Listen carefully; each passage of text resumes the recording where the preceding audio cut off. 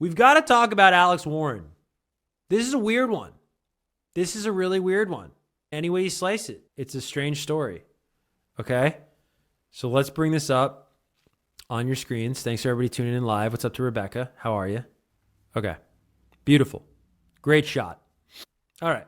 Alex Warren has hit number one on the Hot 100. Alex Warren has hit number one on the Hot 100 with his song Ordinary. I have never heard this song until I sought out the song. How? I'm not a hermit. I drive a car. I listen to the radio. I have a streaming platform I use. I work in music. I live in culture. I go out to dinner, to the bar. I travel. I have never heard this song. Where is this song living? Where is it being played? Where is it existing?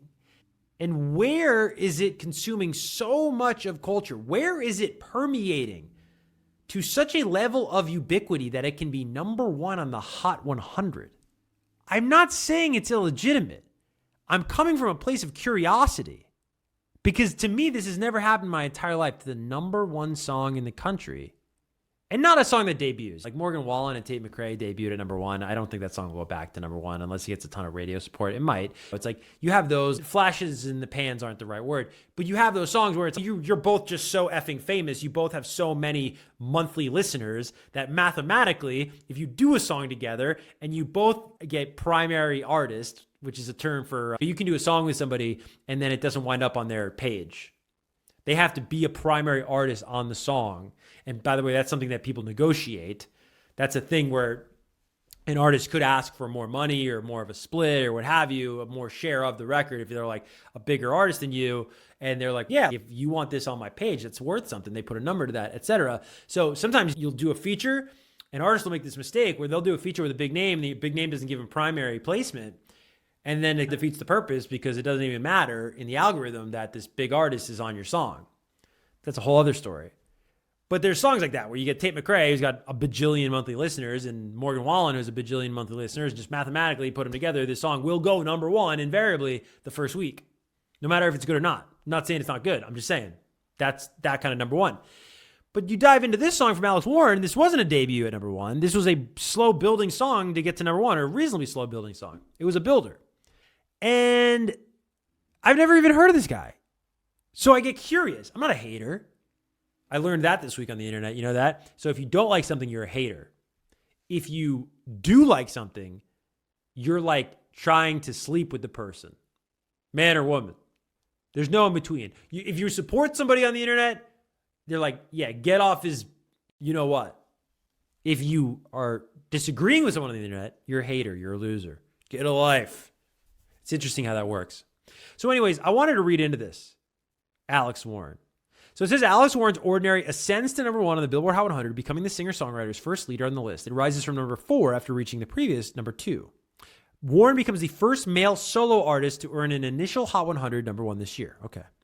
Ordinary is the 1,181st number 1 on the Hot 100 66-year history. That's amazing to think that not over 1,000 people necessarily, maybe, but over 1,100 songs have been number 1 in the Hot 100. Have had the number 1 song in the country. You would think that would be such like an exclusive group, and I guess it is when you consider how many songs have come out, but it's interesting thinking about that. On the Hot 100, Warren charted one prior entry, Burning Down, last October. Again, I apologize, guys, for the coughing. I really do. I don't know what it is. Concurrent with the coronation of Ordinary, he has his second top 40 Hot 100 hit as Bloodline with Jelly Roll debuts at number 32. Jelly Roll's got it made. Jelly Roll's got the best gig in music. It's like, whenever somebody wants to go really big, you get Jelly Roll on your song. Like Wayne has Jelly Roll on a song with Big Sean that was really good today. Jelly Roll did a song with Eminem off his last project. Jelly Roll did a song with MGK. Jelly Roll is like the most famous person in America right now. It's crazy. Good for Jelly Roll.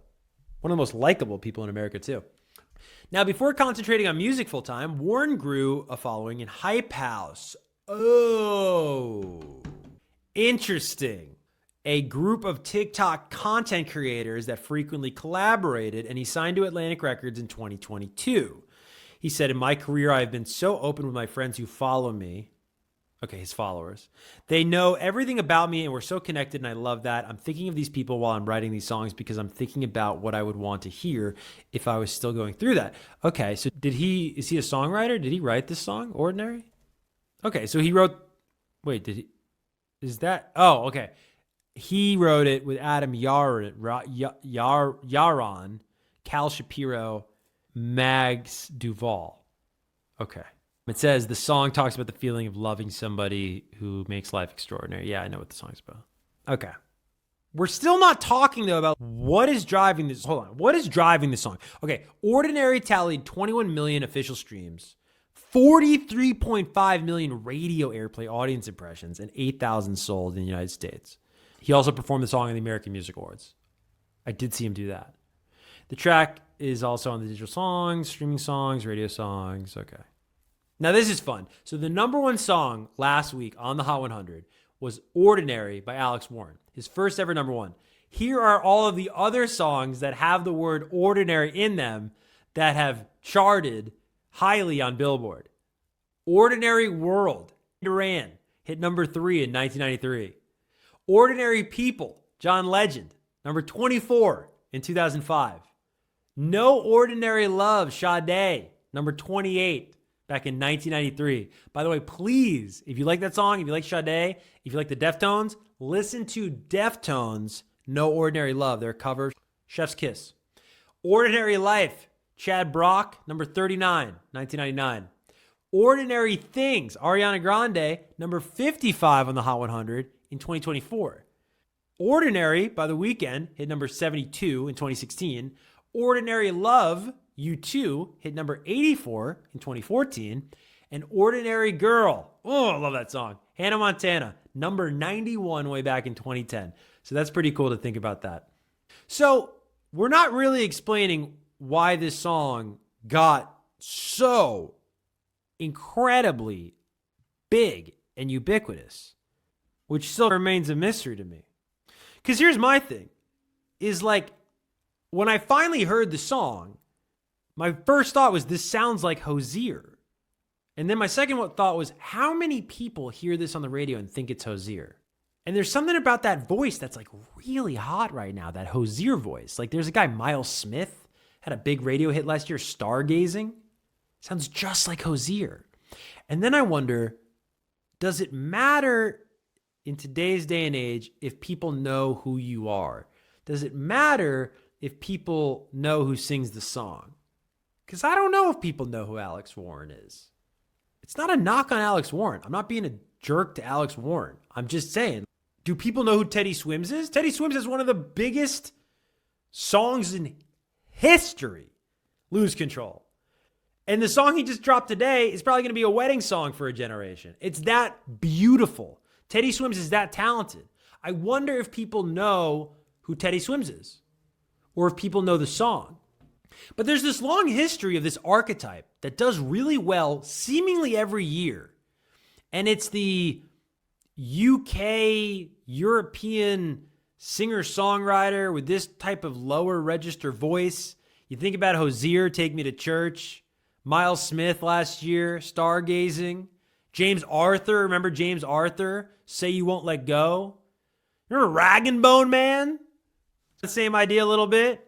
Teddy Swims, I mean, he's American, but the same idea, like this kind of out of nowhere vocal powerhouse. We seem to really like that guy. Passenger, you remember Passenger? The guy who was that archetype and broke it, because it's tough to break, and became a megastar was Ed Sheeran. I would have guessed A-Team. God, A-Team's such a good song. That's a song that brings you back to a place. When's the last time you listened to A-Team by Ed Sheeran? I bet you if you threw on A-Team right now, you would go back to wherever the hell you were in your life, the fall of 2011. I love that record. What's the orange record called? It's not Divide. Is it the Plus? Is it Plus? It might be Plus. I don't know, but that record where it's orange, special song. But yeah, Ed Sheeran broke that. He really did. I would have surely bet in 2011, 2012 that he was going to be that archetype I'm talking about. So I wish Alex Warren all the best in the world. Louis Capaldi, another example of what I'm talking about. It's funny when you think and you take a step back and you think about music, though, and you go, wow, there are a lot of these repetitive archetypes, not taking anything away from them, but that we seem to really like these types of artists for whatever reason. It's interesting.